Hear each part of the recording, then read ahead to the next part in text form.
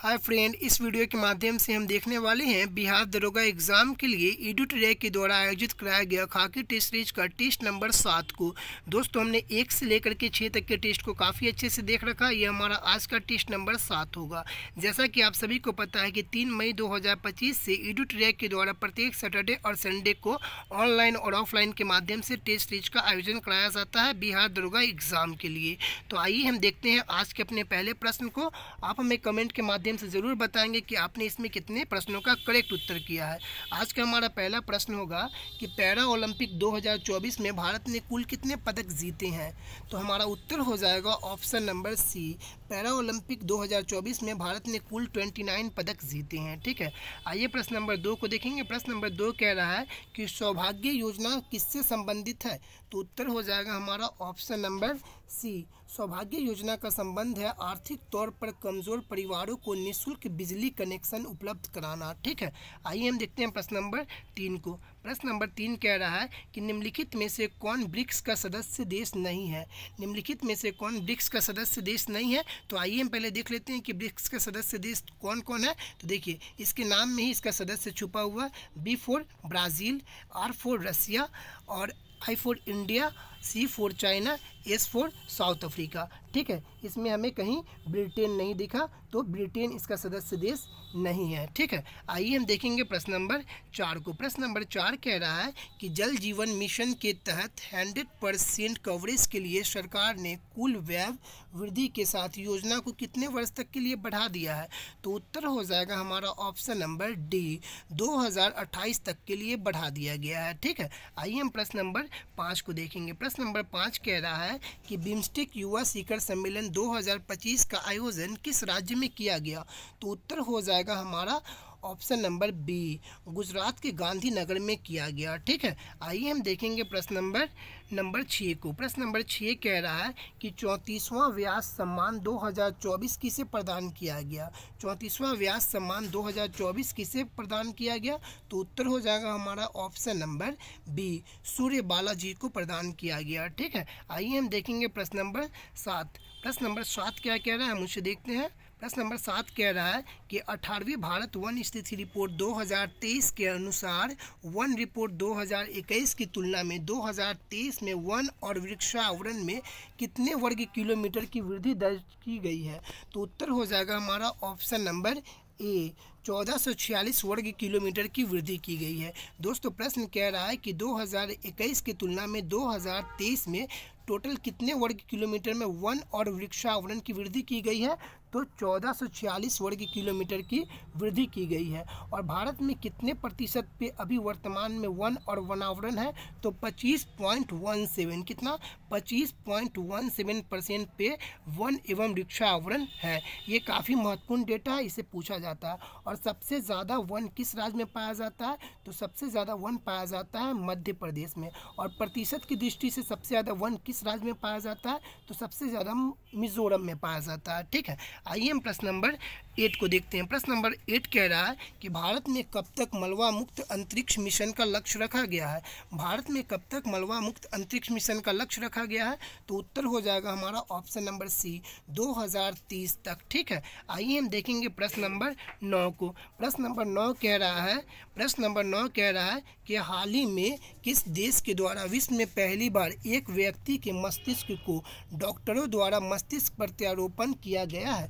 तो उत्तर हो जाएगा हमारा ऑप्शन नंबर बी, ब्रिटेन देश के द्वारा। ठीक है, आइए हम देखेंगे प्रश्न नंबर 10 को। प्रश्न नंबर 10 कह रहा है कि ऑस्ट्रेलियन ओपन 2025 में पुरुष सिंगल्स का खिताब किसने जीता है। तो उत्तर हो जाएगा हमारा option number A, Jannik Sinner ने जीता है। ठीक है, ऑस्ट्रेलियन ओपन 2025 में पुरुष एकल का खिताब किसने जीता है। तो जैनिक सिनर ने जीता है। आइए हम देखेंगे प्रश्न नंबर 11। प्रश्न नंबर 11 कह रहा है कि ऑपरेशन कामधेनु किस राज्य की पुलिस द्वारा शुरू की गई है। ऑपरेशन कामधेनु किस राज्य की पुलिस द्वारा शुरू की गई है।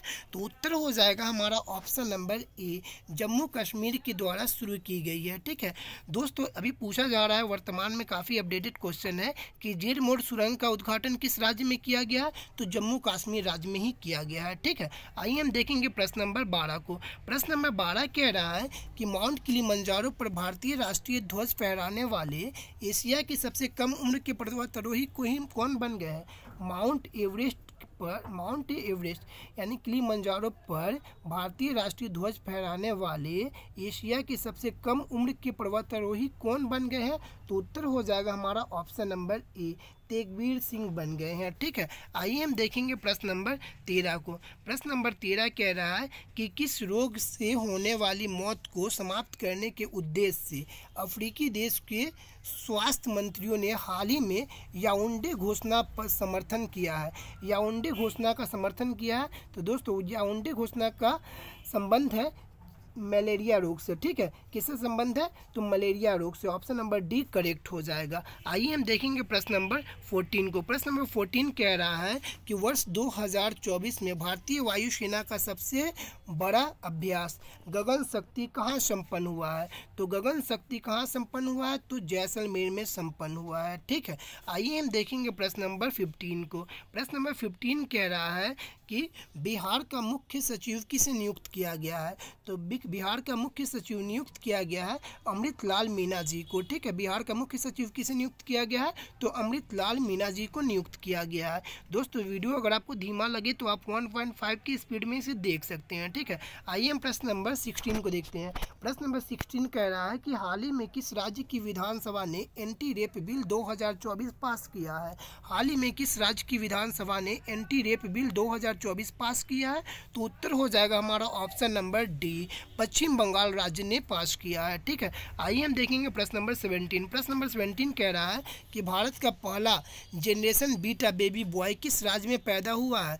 भारत का पहला जनरेशन बीटा बेबी बॉय किस राज्य में पैदा हुआ है, तो उत्तर हो जाएगा हमारा ऑप्शन नंबर बी, मिजोरम राज्य में पैदा हुआ है। ठीक है, आइए हम देखेंगे प्रश्न नंबर 18 को। प्रश्न नंबर 18 कह रहा है कि ध्रुवीय उपग्रह प्रक्षेपण यान PSLV C61 रॉकेट में किस चरण में खराबी आने के बाद इसरो अपने पृथ्वी अवलोकन उपग्रह EOS-09 कक्षा में स्थापित करने में विफल रहा, तो उत्तर हो जाएगा हमारा ऑप्शन नंबर सी, तृतीय चरण का। ठीक है, आइए हम देखेंगे प्रश्न नंबर 19 को। प्रश्न नंबर 19 क्या कह रहा है, मुझसे देखते हैं। प्रश्न नंबर 19 कह रहा है कि संविधान के अनुसार नई अखिल भारतीय सेवा की शुरुआत की जा सकती है। संविधान के अनुसार नई अखिल भारतीय सेवा की शुरुआत की जा सकती है, तो उत्तर हो जाएगा हमारा ऑप्शन नंबर बी, राज्यसभा के द्वारा शुरू की जा सकती है। ठीक है, आइए हम प्रश्न नंबर 20 को देखेंगे। प्रश्न नंबर 20 कह रहा है कि निम्नलिखित में से कौन भारत सरकार के संसदीय स्वरूप की विशेषता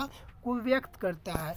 निम्नलिखित में से कौन भारत सरकार के संसदीय स्वरूप की विशेषता को व्यक्त करता है, तो उत्तर हो जाएगा हमारा ऑप्शन नंबर डी, कार्यपालिका का विधायिका के प्रति उत्तरदायी होना। ठीक है, आइए हम देखेंगे प्रश्न नंबर 21। प्रश्न नंबर 21 कह रहा है कि राष्ट्रीय आपातकाल के उद्घोषणा के समय संसद निम्नलिखित में से किस अनुच्छेद के तहत राज्य सूची पर विषय या कानून बना सकती है। ठीक है, किस विषय पर राज्य सूची कानून बना सकती है, तो हम हो जाएगा उत्तर हमारा ऑप्शन नंबर बी, अनुच्छेद 250 के तहत कानून बना सकती है। ठीक है, आइए हम देखेंगे प्रश्न नंबर 22 को। प्रश्न नंबर 22 कह रहा है कि विधान परिषद के कुल सदस्यों में से कितने सदस्यों का अप्रत्यक्ष रूप से चुनाव होता है, तो उत्तर हो जाएगा हमारा ऑप्शन नंबर ए, 5/6 सदस्यों का चुनाव होता है। वहीं राज्यपाल द्वारा मनोनीत 1/3 सदस्य होते हैं। ठीक है, आइए हम देखेंगे प्रश्न नंबर 23 को। प्रश्न नंबर 23 कह रहा है कि केंद्रीय और प्रांतीय विधान परिषदों में सदस्यों का अनुपूरक प्रश्न पूछने का अधिकार किस अधिनियम के माध्यम से मिला। केंद्रीय और प्रांतीय विधान परिषदों में सदस्यों का अनुपूरक प्रश्न पूछने का अधिकार किस अधिनियम के माध्यम से मिला, तो उत्तर हो जाएगा हमारा ऑप्शन नंबर सी, भारत परिषद अधिनियम 1909 के तहत। ठीक है, आइए हम देखेंगे प्रश्न नंबर 24। प्रश्न नंबर 24 कह रहा है कि प्राण एवं दैहिक स्वतंत्रता के अधिकार का वर्णन संविधान के किस अनुच्छेद में किया गया है, तो प्राण एवं दैहिक स्वतंत्रता का वर्णन संविधान के आर्टिकल 21 में किया गया है। दोस्तों हम लोग जानते हैं कि ट्रैफिक पुलिस हम लोग से प्रदूषण जांच क्यों खोजता है, तो इसी आर्टिकल के तहत खोजता है, क्योंकि यह प्राण एवं दैहिक स्वतंत्रता के अंतर्गत आता है। क्योंकि कोई भी गाड़ी अगर चलती है तो उससे गंदी हवाएं निकलती है, ठीक है, तो वो अगर किसी और के नाकों तक पहुंच करके उसे प्रभावित करती है तो उसके प्राण एवं दैहिक स्वतंत्रता का हानि होती है, ठीक है। इसीलिए पुलिस प्रशासन, ट्रैफिक पुलिस प्रशासन खोजता है क्या, तो प्रदूषण जांच, ठीक है। किस आर्टिकल के तहत, तो आर्टिकल 21 के तहत ही खोजता है, ठीक है। ये क्वेश्चन हमें मिला था इसलिए हम आपको बता दिए, ठीक है। आइए हम दिखा दे प्रश्न नंबर 25 को देखते हैं। प्रश्न नंबर 25 कह रहा है कि बिहार में लोकसभा के लिए आवंटित सीटों में कितना अनुसूचित जातियों के लिए आरक्षित है, तो उत्तर हो जाएगा हमारा ऑप्शन नंबर बी, 6 सीटें, ठीक है।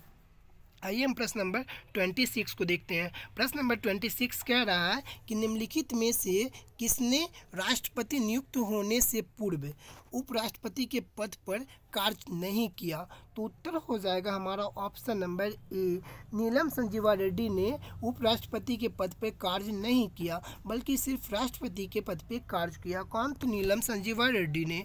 प्रश्न नंबर 27 को देखते हैं। प्रश्न नंबर 27 कह रहा है कि लोकसभा के अध्यक्ष को पद से हटाया जा सकता है, लोकसभा के सदस्य को अध्यक्ष को पद से हटाया जा सकता है, उत्तर हो जाएगा ऑप्शन नंबर डी, लोकसभा के सभी सदस्यों के बहुमत से पारित प्रस्ताव के द्वारा उसे पद से हटाया जा सकता है, ठीक है। आइए हम प्रश्न नंबर देखेंगे 28 को। प्रश्न नंबर 28 कह रहा है कि अविश्वास प्रस्ताव के संदर्भ में निम्नलिखित में से कौन सा सही है, तो उत्तर हो जाएगा अविश्वास प्रस्ताव के संबंध में लोकसभा को इसे स्वीकार करने का कारण बताना आवश्यक नहीं है, ठीक है। आइए हम देखते हैं प्रश्न नंबर 29। प्रश्न नंबर 29 कह रहा है कि निम्नलिखित में से कौन सा जोड़ा सही सुमिलित नहीं है, निम्नलिखित में से कौन सा जोड़ा सही सुमिलित नहीं है, तो उत्तर हो जाएगा ऑप्शन नंबर सी, सिफिलिस। यह किससे होता है, तो यह होता है गुनेरिया जीवाणुओं से होता है, ठीक है। सिफिलिस किससे होता है, तो गुनेरिया जीवाणुओं से होता है, ना कि इससे, ठीक है। आइए हम देखेंगे प्रश्न नंबर 30 को। प्रश्न नंबर 30 कह रहा है कि सुनहरा चावल जिसे गोल्डन राइस कहते हैं भविष्य की ट्रांसजेनिक फसल है, इसका प्रमुख लक्षण क्या है, तो गोल्डन राइस में सबसे अधिक मात्रा में हमें विटामिन ए की प्रचुरता मिलती है, ठीक है। आइए हम देखेंगे प्रश्न नंबर 31। प्रश्न नंबर 31 क्या कह रहा है, हम उसे देखते हैं। प्रश्न नंबर 31 कह रहा है कि कठोर साबुन है, कठोर साबुन क्या है, तो उत्तर हो जाएगा ऑप्शन नंबर डी, उच्च वसीय अम्लों के सोडियम लवण का, ठीक है। आइए हम देखते हैं प्रश्न नंबर 32। प्रश्न नंबर 32 कह रहा है मिलान करने के लिए, आइए हम यहाँ पर देख लेते हैं, ठीक है। सूची 1 को सूची 2 से मिलान करना है, ठीक है। तो देखिए ग्रेव्स रोग, तो ग्रेव्स रोग का संबंध किससे है, तो उत्तर हो जाएगा थायराइड से, ठीक है। डायबिटीज़ मिलेटिस, इसका किससे संबंधित है, तो अग्नाशय से संबंधित है, ठीक है। और फिर हो जाएगा डायबिटीज़ इंसिपिडस, डायबिटीज़ इंसिपिडस हो जाएगा किससे, तो पीयूष ग्रंथि से हो जाएगा। और क्या हो गया, एडिशंस रोग, यह किससे है, तो थायराइड ग्रंथि से, ये किससे है, तो एडिनल ग्रंथि से, ठीक है। आइए यहाँ पे हम मिलान कर दिए। हम प्रश्न नंबर 33 को देखते हैं। प्रश्न नंबर 33 को भी मिलान करना देख लीजिए। तो पहले हम आपको यहाँ पे ये दिखा देते हैं कि इसका उत्तर हो जाएगा ऑप्शन नंबर ए। अब हम आपको मिलान कर देते हैं, ठीक है। साइकस, साइकस क्या है, तो साइकस सबसे बड़ा पुमंग होता है, ठीक है। लोडोसिया क्या होता है, तो लोडोसिया सबसे बड़ा फल होता है। रेफ्लेसिया क्या होता है, तो रेफ्लेसिया सबसे बड़ा पुष्प होता है। और आर्किड्स क्या होता है, तो आर्किड्स सबसे छोटा बीज होता है, ठीक है। आइए हम देखते हैं प्रश्न नंबर 34 को। प्रश्न नंबर 34 क्या कह रहा है, हम उसे देखते हैं। प्रश्न नंबर 34 कह रहा है कि एक डाउन सिंड्रोम बालक में लिंग गुणसूत्र होता है, एक डाउन सिंड्रोम बालक में लिंग गुणसूत्र होता है, तो उत्तर हो जाएगा ऑप्शन नंबर सी, एक्स और वाई, ठीक है। आइए हम देखते हैं प्रश्न नंबर 35। प्रश्न नंबर 35 कह रहा है कि प्रकाश संश्लेषण की प्रक्रिया में पौधे किस ऊर्जा का उपयोग करते हैं, तो उत्तर हो जाएगा हमारा ऑप्शन नंबर बी, सौर ऊर्जा का उपयोग करते हैं, ठीक है। आइए हम प्रश्न नंबर 36 को देखेंगे। प्रश्न नंबर 36 कह रहा है कि दलहन पौधे की जड़ों की गांठों में पाए जाने वाले बैक्टीरिया निर्माण करता है, ठीक है, तो उत्तर हो जाएगा हमारा ऑप्शन नंबर बी, नाइट्रोजन से नाइट्रेट का निर्माण करता है। ठीक है, आइए हम देखते हैं प्रश्न नंबर 37। प्रश्न नंबर 37 कह रहा है कि निम्नलिखित में से किस हार्मोन का बंद होना तुरंत मासिक धर्म का कारण बनता है। निम्नलिखित में से किस हार्मोन का बंद होना महिलाओं में मासिक धर्म का कारण बनता है, तो उत्तर हो जाएगा हमारा ऑप्शन नंबर सी, प्रोजेस्टेरॉन के कारण। ठीक है, आइए हम देखते हैं प्रश्न नंबर 38। प्रश्न नंबर 38 कह रहा है कि मानव में निम्नलिखित में से कौन सा एक रोग वायु द्वारा फैल सकता है। ठीक है, मानव में कौन सा एक रोग वायु के द्वारा फैल सकता है, तो उत्तर हो जाएगा हमारा ऑप्शन नंबर बी, टीबी रोग, जिसे हम यक्ष्मा रोग भी कहते हैं, तपेदिक रोग भी कहते हैं। ठीक है, आइए हम देखते हैं प्रश्न नंबर 39। प्रश्न नंबर 39 कह रहा है कि साबुन किसका सोडियम अथवा पोटेशियम लवण है। साबुन किसका सोडियम अथवा पोटेशियम लवण है, तो उत्तर हो जाएगा ऑप्शन नंबर डी, ये सभी का, स्टेरिक अम्ल का और ओलिक अम्ल का और पमेटिक अम्ल का, इन सभी का। ठीक है, आइए हम प्रश्न नंबर 40 को देखते हैं। प्रश्न नंबर 40 क्या कह रहा है, निम्नलिखित में से कौन सा एक सुमिलित नहीं है। ठीक है, तो यहाँ पे ऑप्शन नंबर ए सुमिलित नहीं है। ठीक है, ऑप्शन नंबर ए कह रहा है कि पोटेशियम नाइट्रेट से माचिस बनता है, ये गलत है। माचिस में क्या होता है, तो फॉस्फोरस ऑक्साइड होता है। ठीक है, बाकी ये सब के सब एकदम सही मिलान किए गए हैं। ठीक है, आइए हम देखते हैं प्रश्न नंबर 41 को। प्रश्न नंबर 41 कह रहा है कि प्याजों के छिलके उतारने पर आंसू आते हैं, क्योंकि प्याज निष्कासित करते हैं। तो प्याज क्या निष्कासित करता है, जो प्याज के छिलका उतारने से आंखों में आंसू आता है, तो उत्तर हो जाएगा ऑप्शन नंबर बी, सल्फेनिक अम्ल से। ठीक है, आइए हम देखते हैं प्रश्न नंबर 42। प्रश्न नंबर 42 कह रहा है कि निम्नलिखित में से किसे नोबेल का तेल भी कहा जाता है। निम्नलिखित में से किसे नोबेल का तेल भी कहा जाता है, तो उत्तर हो जाएगा option number C, trinitroglycerin को। ठीक है, ट्राई नाइट्रोग्लिसरीन को नोबेल का तेल भी कहा जाता है। आइए हम देखते हैं प्रश्न नंबर 43। प्रश्न नंबर 43 कह रहा है कि निम्नलिखित में से कौन सा प्राकृतिक कोलाइड है। निम्नलिखित में से कौन सा प्राकृतिक कोलाइड है, तो उत्तर हो जाएगा ऑप्शन नंबर डी, रक्त एक प्राकृतिक कोलाइड है। दोस्तों, वीडियो को आप लाइक ज़रूर करेंगे और जाते जाते सब्सक्राइब भी ज़रूर कर देंगे चैनल को हमारे। ठीक है, आइए हम देखते हैं प्रश्न नंबर 44। प्रश्न नंबर 44 कह रहा है कि मुक्त रूप से गति करने वाले वस्तु का उदाहरण है। उत्तर हो जाएगा हमारा ऑप्शन नंबर ए, समरूपी त्वरित गति। ठीक है, आइए हम प्रश्न नंबर 45 को देखेंगे। प्रश्न नंबर 45 कह रहा है कि किसी पदार्थ की ऊष्माधारिता अनंत है, इसका अर्थ क्या होता है, तो उत्तर हो जाएगा ऑप्शन नंबर सी, ताप में कोई परिवर्तन नहीं होता है, चाहे ऊष्मा ली जाए अथवा छोड़ दी जाए। ठीक है, आइए हम प्रश्न नंबर 46 को देखेंगे। प्रश्न नंबर 46 कह रहा है कि गति के दौरान किसी कार के टायरों में वायु दाब क्या होता है, बढ़ता है या घटता है। जब कार गति से चल रही हो तो उसके टायर की वायु दाब घटती है या बढ़ती है, तो उत्तर हो जाएगा ऑप्शन नंबर ए, बढ़ जाती है वायु दाब। ठीक है, आइए हम देखेंगे प्रश्न नंबर 47 को। प्रश्न नंबर 47 कह रहा है कि निम्नलिखित में से कौन सा क्रम विद्युत चुंबकीय स्पेक्ट्रम में आवृत्ति क्रम में बढ़ते हैं, तो उत्तर हो जाएगा हमारा ऑप्शन नंबर डी, माइक्रो तरंग और रक्त तरंग, एक्स किरण और गामा किरण के रूप में बढ़ते हैं। ठीक है, आइए हम प्रश्न नंबर 48 को देखेंगे। प्रश्न नंबर 48 हमारा कह रहा है कि पादप कोशिका में निम्नलिखित में से किसमें अपना स्वयं का डीएनए होता है, तो उत्तर हो जाएगा हमारा ऑप्शन नंबर सी, माइटोकॉन्ड्रिया और क्लोरोप्लास्ट में स्वयं का डीएनए पाया जाता है। ठीक है, आइए हम प्रश्न नंबर 49 को देखेंगे। प्रश्न नंबर 49 कह रहा है कि सुमिलित करना है, तो आइए हम देख लेते हैं कि यहाँ पे कह रहा है कि निम्नलिखित में से कौन सा सुमिलित नहीं है। ठीक है, तो देखते हैं, एक तरफ राजवंश दिया गया है और दूसरा तरफ दिया गया है कि सिक्को कौन सी सिक्के यानी किस धातुएं की सिक्के प्रयोग में लाई जाती थी। ठीक है, तो कुषाण वंश में कौन सी धातु की सिक्के लाई जाती थी, तो स्वर्ण एवं तांबा के सिक्के, बिल्कुल करेक्ट है। गुप्त काल में कौन से सिक्के लाए जाते थे, स्वर्ण एवं रजत के सिक्के, बिल्कुल करेक्ट है।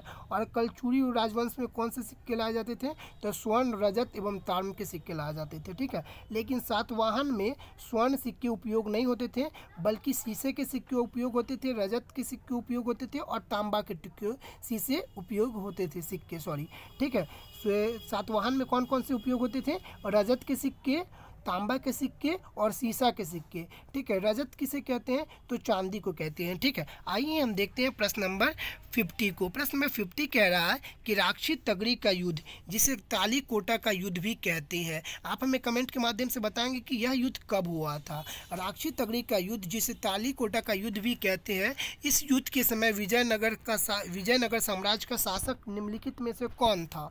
तो उत्तर हो जाएगा हमारा ऑप्शन नंबर ए, सदाशिव राय थे, ठीक है। आइए हम प्रश्न नंबर 51 को देखेंगे। प्रश्न नंबर 51 कह रहा है कि निम्नलिखित में से कौन सा प्रस्ताव 1931 के भारतीय राष्ट्रीय कांग्रेस के कराची अधिवेशन में पारित हुआ था? निम्नलिखित में से कौन सा प्रस्ताव 1931 के भारतीय राष्ट्रीय कांग्रेस के कराची अधिवेशन में पारित हुआ था? तो मौलिक अधिकारों का प्रस्ताव पारित हुआ था, आर्थिक नीति प्रस्ताव पारित किया गया था और गांधी इरविन समझौता का अनुमोदित किया गया था, ठीक है। आइए हम देखेंगे यहाँ पे उत्तर हो जाएगा हमारा 1, 2, 3 सभी सही है, ठीक है। आइए हम प्रश्न नंबर 52 को देखेंगे। प्रश्न नंबर 52 कह रहा है कि सिंधु सभ्यता के किस स्थल से कब्रिस्तान R37 मिला था? ठीक है, सिंधु घाटी सभ्यता के किस स्थल से कब्रिस्तान R37 मिला था? तो उत्तर हो जाएगा हमारा ऑप्शन नंबर बी, हड़प्पा से। हड़प्पा का खोज किसने किया था? तो दयाराम सैनी जी ने किया था। कब किया था? तो सन 1921 ईस्वी में किया था। रखालदास बनर्जी ने किसका खोज किया था? तो मोहनजोदड़ो का खोज किया था। कब किया था? 1922 ईस्वी में किया था, ठीक है। आइए हम देखेंगे प्रश्न नंबर 53। प्रश्न नंबर 53 कह रहा है कि गांधी जी के द्वारा रॉलेट एक्ट के विरोध में कब पूरे देश में हड़ताल का आयोजन किया गया था? तो उत्तर हो जाएगा हमारा ऑप्शन नंबर ए, 6 अप्रैल 1919 ईस्वी को, ठीक है। आइए हम प्रश्न नंबर 54 को देखेंगे। प्रश्न नंबर 54 कह रहा है कि दिल्ली सल्तनत में मंत्री परिषद को क्या कहा जाता था? दिल्ली सल्तनत में मंत्री परिषद को क्या कहा जाता था? तो उत्तर हो जाएगा हमारा ऑप्शन नंबर बी, मजलिसे खलवत कहा जाता था, ठीक है। आइए हम प्रश्न नंबर 55 को देखेंगे। प्रश्न नंबर 55 कह रहा है कि मिलान करना है। तो आइए हम देखते हैं यहाँ पे मिलान करना है। एक तरफ दिया गया है वैदिक कालीन वर्ण विभाजन और दूसरा तरफ दिया गया है वर्ण आधारित कार्य विभाजन, ठीक है। तो देखिए हम यहाँ पे मिलान करते हैं। ब्राह्मण का संबंध किससे था? तो यज्ञ हवन पूजा पाठ से संबंधित था। शूद्र का संबंध किससे था? तो सेवा करने से संबंधित था। वैश्य का संबंध किससे था? तो व्यापार करने से संबंधित था। क्षत्रिय का संबंध किससे था? तो रक्षा करने से संबंधित था। दोस्तों यहाँ पे हम मिलान कर दिए हैं, आप उत्तर देख लेंगे 55 का, ठीक है। आइए हम प्रश्न नंबर 56 को देखते हैं। प्रश्न नंबर 56 कह रहा है कि शेर शाह ने किस युद्ध में विजय के बाद शेर शाह की उपाधि धारण की थी? शेर शाह ने किस युद्ध में विजय के बाद शेर शाह की उपाधि धारण की थी?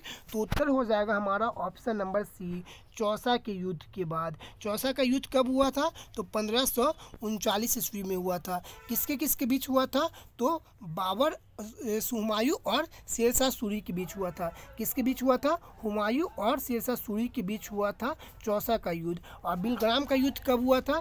तो यह 1540 ईस्वी में हुआ था। ये भी हुमायूं और शेरशाह सूरी के बीच ही हुआ था, ठीक है। आइए हम देखेंगे प्रश्न नंबर 57। प्रश्न में 57 कह रहा है कि राजा राम मोहन राय के द्वारा स्थापित प्रथम संस्था निम्नलिखित में से कौन सी थी?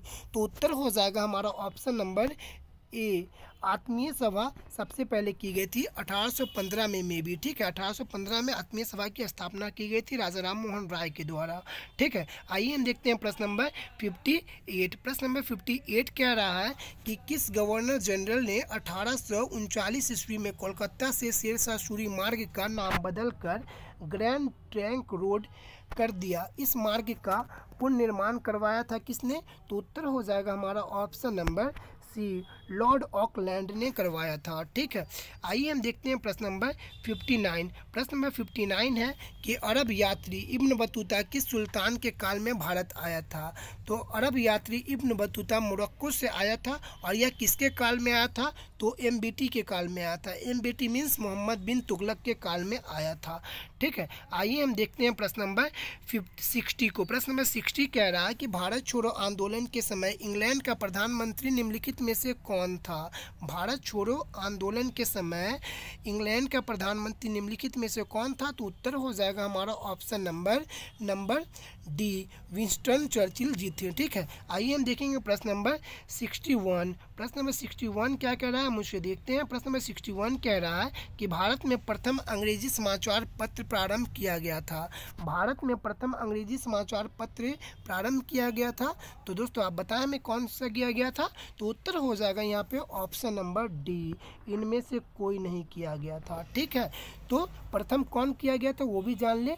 जेम्स अगस्ट हिक्की के द्वारा जेम्स अगस्ट हिक्की समाचार पत्र शुरू किया गया था। ठीक है, आइए हम देखते हैं प्रश्न नंबर 62 को। ठीक है,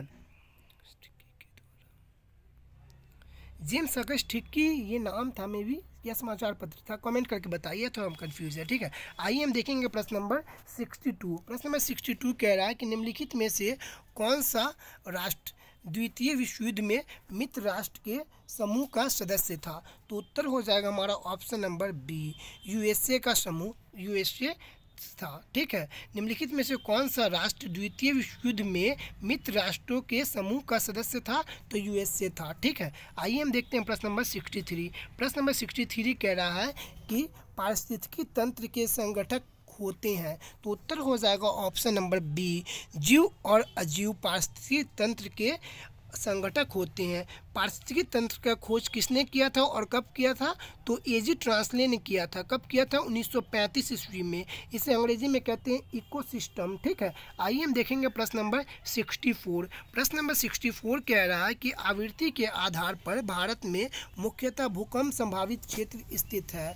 आवृत्ति के आधार पर भारत में मुख्यतः भूकंप संभावित क्षेत्र कौन सा है। तो उत्तर हो जाएगा हमारा ऑप्शन नंबर बी, हिमाचल और कच्छ के क्षेत्र में। ठीक है, सबसे अधिक भूकंप आने की संभावना रहती है। ठीक है, आइए हम प्रश्न नंबर 65 को देखेंगे। प्रश्न नंबर 65 कह रहा है कि तुम्मालापल्ली खादान जिसे दुनिया का सबसे बड़ा यूरेनियम का भंडार माना जाता है, यह अवस्थित है। तो उत्तर हो जाएगा हमारा option number D, Andhra Pradesh राज्य में अवस्थित है। ठीक है, आइए हम प्रश्न नंबर 66 को देखेंगे। प्रश्न नंबर 66 क्या कह रहा है, गंगा के मैदान को डैश के रूप में वर्णित किया गया। गंगा के मैदान को डैश के रूप में वर्णित किया गया। तो उत्तर हो जाएगा ऑप्शन नंबर सी, जियोसिनक्लाइन के रूप में वर्णित किया गया। ठीक है, आइए हम प्रश्न नंबर 67 को देखेंगे।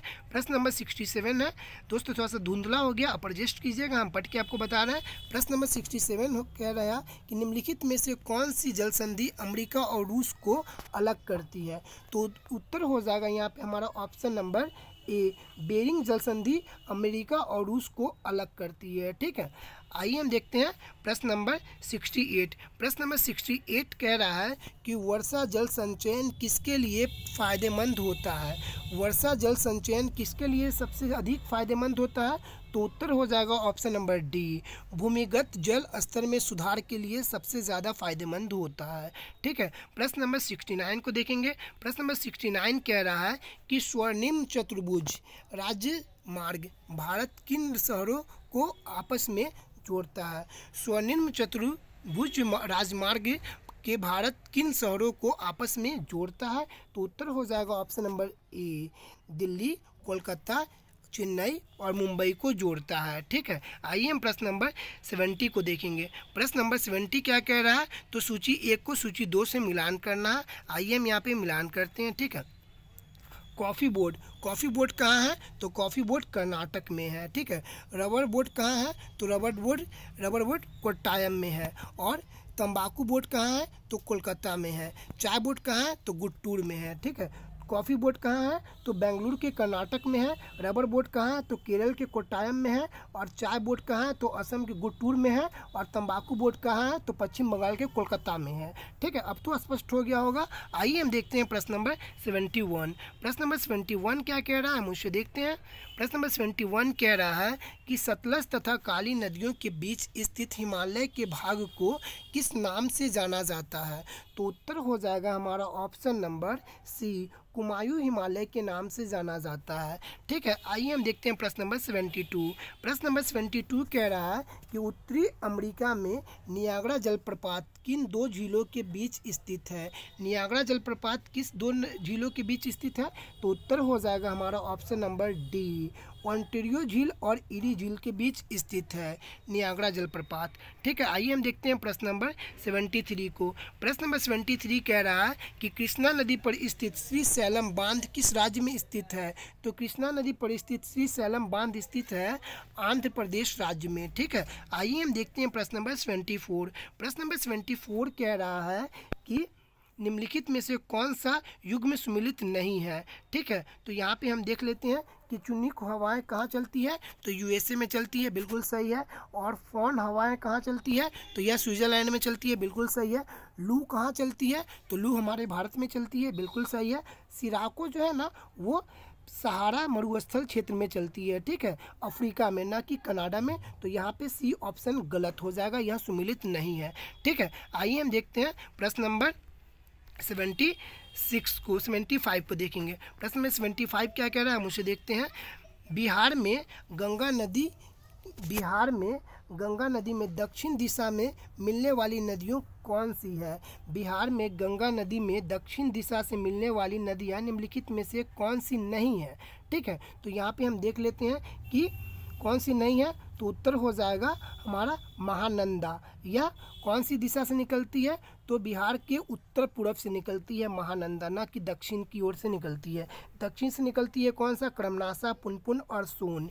ठीक है, आइए हम देख लेंगे प्रश्न नंबर 76। प्रश्न नंबर 76 कह रहा है कि पाइराइट मुख्य रूप से बिहार के किस जिले में पाया जाता है? तो उत्तर हो जाएगा हमारा ऑप्शन नंबर बी, पाइराइट पाया जाता है रोहतास में सबसे अधिक मात्रा में। ठीक है, आइए हम देखते हैं प्रश्न नंबर 27। प्रश्न नंबर 27 कह रहा है कि निम्नलिखित में से लॉरेंस वर्क क्या दर्शाता है? तो लॉरेंस वर्क दर्शाता है आय वितरण को। ठीक है, आइए हम देखते हैं प्रश्न नंबर 28। प्रश्न नंबर 28 कह रहा है कि बजट 2025-26 में कितने किसानों के लिए शुरू की गई पीएम धन धान्य योजना की निम्नलिखित में से कौन सी विशेषता नहीं है? बजट 2025-26 में किसानों के लिए शुरू की गई पीएम धन धान्य योजना की निम्नलिखित में से कौन सी विशेषता सही नहीं है? तो उत्तर हो जाएगा हमारा ऑप्शन नंबर डी, 2.1 करोड़ किसानों को लाभ मिल सकता है। दोस्तों यह गलत है, 1.7 करोड़ किसानों को इसमें लाभ मिल सकता है। ठीक है, ना कि 2.7 करोड़। ठीक है, आइए हम देखते हैं प्रश्न नंबर 79 को। प्रश्न नंबर 79 कह रहा है कि गरीबी दुष्चक्र का सिद्धांत किसने प्रतिपादन किया? गरीबी दुष्चक्र का सिद्धांत किसने प्रतिपादित किया? तो उत्तर हो जाएगा हमारा option number B, professor Ragnar Nurkse ने प्रतिपादन किया। ठीक है, आइए हम देखेंगे प्रश्न नंबर 80 को। प्रश्न नंबर 80 है कि ऐसी मुद्रा जिसकी विनिमय दर सरकार द्वारा प्रभावित होती है क्या कहलाती है? तो उत्तर हो जाएगा हमारा ऑप्शन नंबर डी, प्रतिबंधित मुद्रा कहलाती है। ठीक है, आइए हम देखेंगे प्रश्न नंबर 81 को। प्रश्न नंबर 81 क्या कह रहा है, मुझे देखते हैं। प्रश्न नंबर 81 कह रहा है कि भारत में उपभोक्ता संरक्षण अधिनियम कब लाया गया? तो उत्तर हो जाएगा ऑप्शन नंबर ए, सन 1986 ईस्वी में उपभोक्ता संरक्षण अधिनियम को लाया गया। ठीक है, आइए हम प्रश्न नंबर देखते हैं 82 को। प्रश्न नंबर 82 कह रहा है कि निम्नलिखित युग्मों में से कौन सा सुमेलित नहीं है? निम्नलिखित युग्मों में से कौन सा सुमेलित नहीं है? तो उत्तर हो जाएगा हमारा ऑप्शन नंबर डी, तारापोर समिति। यह बैंकों में ग्राहक सेवा से संबंधित नहीं है बल्कि पूंजी से संबंधित है। ठीक है, आइए हम देखेंगे प्रश्न नंबर 83 को। प्रश्न नंबर 83 कह रहा है कि फणीश्वर नाथ रेणु का जन्म कहाँ हुआ था? फणीश्वर नाथ रेणु का जन्म कहाँ हुआ था बिहार के किस जिले में? तो उत्तर हो जाएगा ऑप्शन नंबर सी, बिहार के अररिया जिले में हुआ था। ठीक है, फणीश्वर नाथ रेणु का जन्म बिहार के अररिया जिले में हुआ था। ठीक है, आइए हम प्रश्न नंबर 84 को देखेंगे। प्रश्न नंबर 84 कह रहा है कि फिनलैंड की संसद क्या कहलाती है? तो उत्तर हो जाएगा हमारा ऑप्शन नंबर सी, फिनलैंड की संसद कहलाती है एस्डुकुंटा। ठीक है, इस्डू स्कुंटा कहलाती है। ठीक है, नाम भी अजीब है। फिनलैंड वर्ल्ड का सबसे खुशहाल देश है। ठीक है, खुशहाली इंडेक्स में भारत का भी क्या रैंक है, तो विश्व खुशहाली इंडेक्स में भारत का रैंक है 118। ठीक है, 118, और शांति सूचकांक में कितना है, तो 116। ठीक है, आइए हम देखेंगे प्रश्न नंबर 85 को। प्रश्न नंबर 85 कह रहा है कि ग्रीन पार्क कानपुर किस खेल से संबंधित है। ग्रीन पार्क जो कानपुर में खेला जाता है वो किस खेल से संबंधित है, तो उत्तर हो जाएगा हमारा option number C, option number B, cricket से संबंधित है। ठीक है, आइए हम देखेंगे प्रश्न नंबर 86 को। प्रश्न नंबर 86 कह रहा है कि राष्ट्रीय बालिका दिवस कब मनाया जाता है, तो उत्तर हो जाएगा हमारा ऑप्शन नंबर डी, राष्ट्रीय बालिका दिवस मनाया जाता है 24 जनवरी को। ठीक है, आइए हम प्रश्न नंबर 87 को देखेंगे। प्रश्न नंबर 87 कह रहा है कि होंडुरस की राजधानी निम्नलिखित में से कहाँ है, तो होंडुरस की राजधानी है तेगुसिगल्पा। ठीक है दोस्तों, थोड़ा धुंधला है, हम पढ़ के आपको दिखा रहे हैं। ठीक है, प्रश्न नंबर 88 कह रहा है कि एंकर शब्दावली का उपयोग होता है। एंकर शब्दावली का उपयोग होता है, तो उत्तर हो जाएगा हमारा option number B, relay race में। ठीक है दोस्तों, खेल से संबंधित वर्ड्स ज़्यादा पूछे जाते हैं बिहार दरोगा एग्जाम में, तो उसे आप मिसलेनियस पॉइंट्स में ज़रूर इंक्लूड करके याद कर लेंगे। प्रश्न नंबर 89 कह रहा है कि अंतर्राष्ट्रीय न्यायालय का मुख्यालय कहाँ स्थित है। अंतर्राष्ट्रीय न्यायालय का मुख्यालय स्थित है ऑप्शन नंबर ए, दहेग में। ठीक है, कहाँ स्थित है, दहेग में। आइए हम देखते हैं प्रश्न नंबर 90 को। प्रश्न नंबर 90 कह रहा है कि स्वर संधि कितने प्रकार के होते हैं। स्वर संधि कितने प्रकार के होते हैं, तो उत्तर हो जाएगा ऑप्शन नंबर डी, स्वर संधि 5 प्रकार के होते हैं। ठीक है, आइए हम प्रश्न नंबर 91 को देखेंगे। प्रश्न नंबर इंग्लिश का है 91, which is not possessive pronoun. Which is not possessive pronoun, निम्नलिखित में से कौन सा पॉजेसिव प्रोनाउन नहीं है, तो उत्तर हो जाएगा ऑप्शन नंबर बी, इट्स नहीं है। ठीक है, बाकी हर्स है, योर्स है, आवर्स है, ये सब पॉजेसिव प्रोनाउन है। ठीक है, लेकिन इट्स नहीं है। आइए हम देखेंगे प्रश्न नंबर 92। प्रश्न नंबर 92 कह रहा है कि which one is not correct, निम्नलिखित में से कौन सा एक सही नहीं है।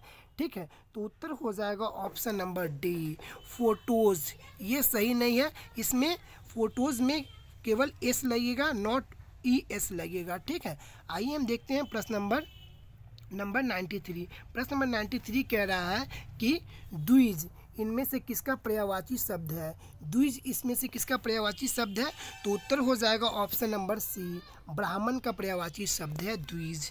ठीक है, आइए हम प्रश्न नंबर 94 को देखेंगे। प्रश्न नंबर 94 कह रहा है कि निम्नलिखित में से कौन से संत भक्ति के निर्गुण एवं सगुण दोनों में आस्था रखते थे।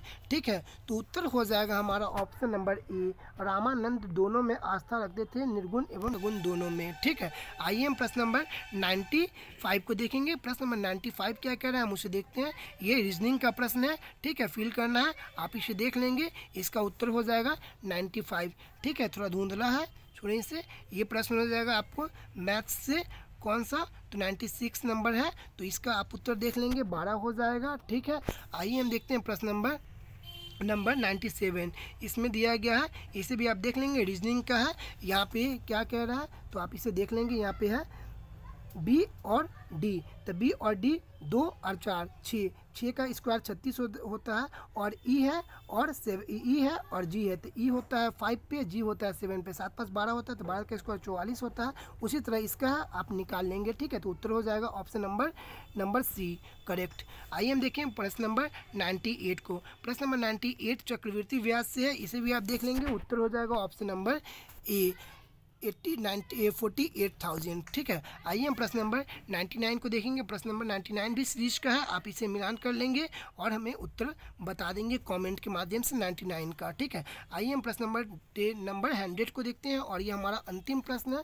यहाँ पे रूट क्यूब निकालना है, तो ये आप देख लेंगे। ये तो हमें दिखने में लग रहा है कि किसका है, तो ये किसका क्यूब है, किसका क्यूब है ये आप हमें बता सकते हैं। तो ये हमें 16 का क्यूब लग रहा है। ठीक है, आप यहाँ पे देख लीजिएगा।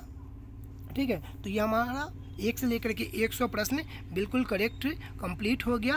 आप जाते जाते लाइक करके जाएंगे और कमेंट के माध्यम से हमें ज़रूर बताएंगे कि हमें इसमें कितना सुधार करना चाहिए और क्या क्या सुधार करना चाहिए। थैंक यू दोस्त, वॉचिंग माय वीडियो। जय हिंद, जय भारत।